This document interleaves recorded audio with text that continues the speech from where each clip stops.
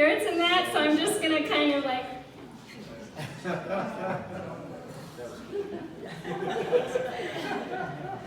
You know, remember that I'm me and not Rilke. Back to Eros and Psyche, and this return of feminine power that we're seeing in our times that is so refreshing, that is so needed, that is all about change, and all about collaboration. The essence of feminine spirit is one of working together and working with others and making room and making space inside oneself. And so back to Eros and Psyche, I think, you know, it was fascinating for me to revisit because I forgot that they were lovers, right? We know that, right? Like they were the lovers. So Eros, Psyche symbolizing soul, and Eros symbolizing desire. And do you know how she got her Eros? I mean, it was terrible. I mean, Aphrodite had it in for her, did not want her to like have the attention or a man from, especially not her son. So how did she get to live in immortality and find eternal love?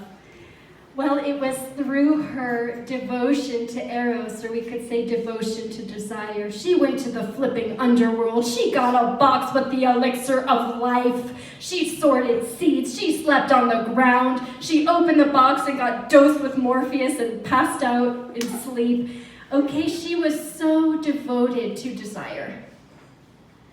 And I think in our times and with this change of the feminine, so many of us live with a history of shaming our desires. I think women especially, of not expressing, of spiritually rationalizing our minds to say that desire is bad and I'm supposed to be unattached and not worthy and blah, blah, blah, blah, blah, blah, blah. Well, guess what? That's not the language of Mother Gaia and how we're wired and what we're made of.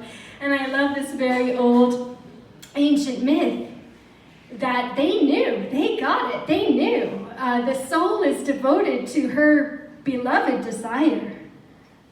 And that's what grants her her power. So I guess I'm still kind of working with this theme of love.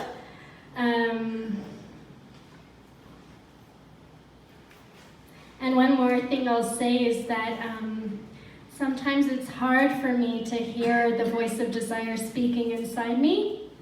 And at those times, my strategy, my technique is to lie down and to allow myself to be completely supported, to feel safe enough to listen, to feel safe enough, and to get to the place where I can't go any lower. And so it's not about shouting and fighting. It's about resting for me, resting in desire, resting in the embrace of the ground and the embrace of